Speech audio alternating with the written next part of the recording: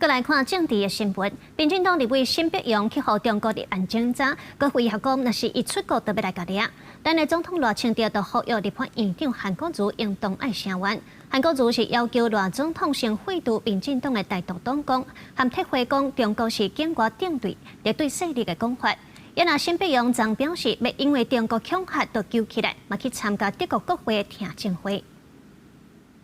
作为勇敢的台湾人，我们绝对不会因为这样而退缩。伫德国国会头前，家己录影片，沈伯洋讲袂因为中国要甲伊抓就退缩，参加德国联邦议会独裁国家假资讯对民主甲人权的威胁听证会亲自作证。 They also warned me just a few days ago and say that I could face a global arrest if I travel abroad.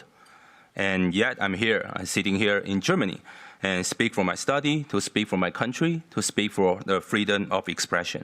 民进党立委沈伯洋和对方立案侦查，并且威胁要进行全球逮捕。总统赖清德希望立法院长韩国瑜爱出声来援助。从赖清德总统点这个名，我们可以明显看得出来，真的是自己生病让别人吃药。和总统点名爱站出来捍卫国会尊严，立法院长韩国瑜亲自回应讲，会保护每一位立委的权益。 因我也希望赖总统应该先废除台独党纲，一个撤回把对方当作境外敌对势力。台湾安全最重要的四只脚：保护中华民国，保护民主自由，维护美台关系，维护两岸和平。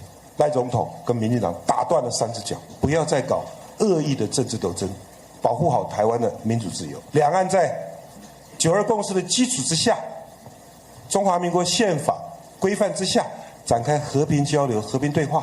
对韩国瑜的回应，民进党立法院党团希望唔当加破坏和平的加害人行做伙，造成错假的国际信息。国民党立委柯武真是建议，归期由韩院长带头成立两华事务营养对策小组，负责两华对话的责任。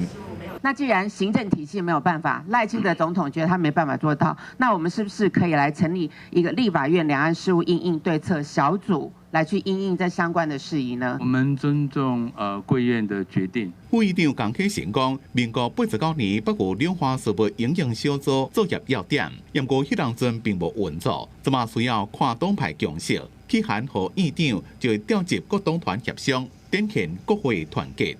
记者综合报道。